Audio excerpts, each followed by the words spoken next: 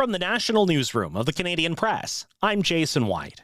U.S. President Donald Trump is threatening to increase tariffs on Canada because of smoke from wildfires in Ontario drifting south of the border. Trump says in a social media post that he's holding Canada responsible for not properly maintaining forested areas.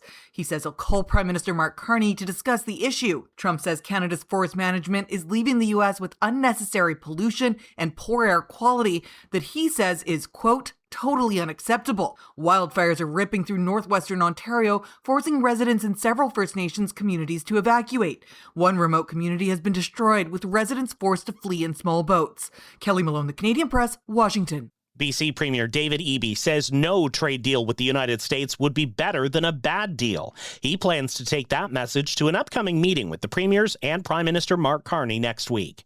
Eby adds softwood lumber must be a key part of any resolution. Softwood lumber impacts the tariffs and structurally low pulp prices.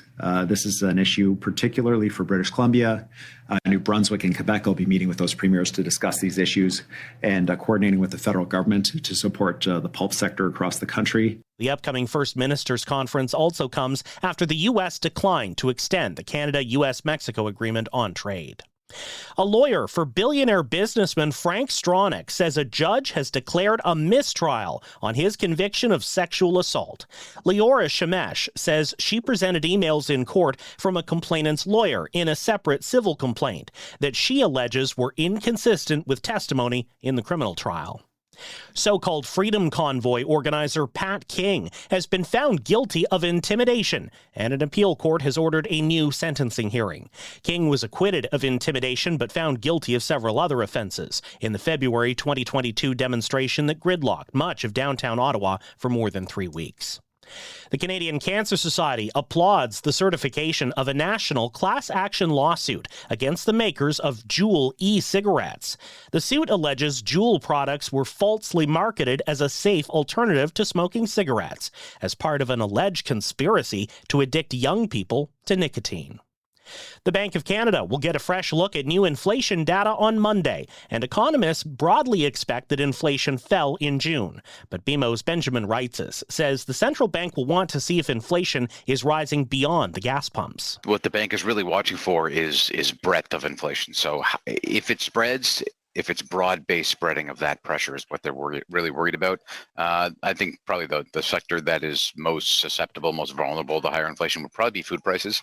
Reitzes says inflation should continue seeing relief from easing shelter prices in June. This is the Canadian Press. In sports, the Toronto Blue Jays open a 3-game series at home tonight with the Chicago White Sox. Spencer Miles makes his 4th start of the season. Lucas Herbert is the leader heading into the weekend at the PGA Tour's British Open. Corey Connors is the top Canadian at 1 under par. The Edmonton Elks look to take sole possession of top spot in the CFL's West Division tonight when they host the BC Lions. Elks are tied with the Saskatchewan Roughriders atop the West at 4-1. The defending Grey Cup champion Riders have a bye this week. Former Edmonton Elk Trey Ford will get the start tomorrow when the Hamilton Tiger Cats host the Toronto Argonauts. Ford's in his first season with Hamilton after 4 campaigns with Edmonton. And Major League Baseball is restricting iPad usage in dugouts. It's to prevent artificial intelligence from influencing decisions. MLB made the custom tabs inaccessible to teams starting last night when the second half of the season began. From the Canadian Press, I'm Jason White. Thanks for listening. Don't forget to follow and subscribe. For more of today's top stories, visit thecanadianpressnews.ca.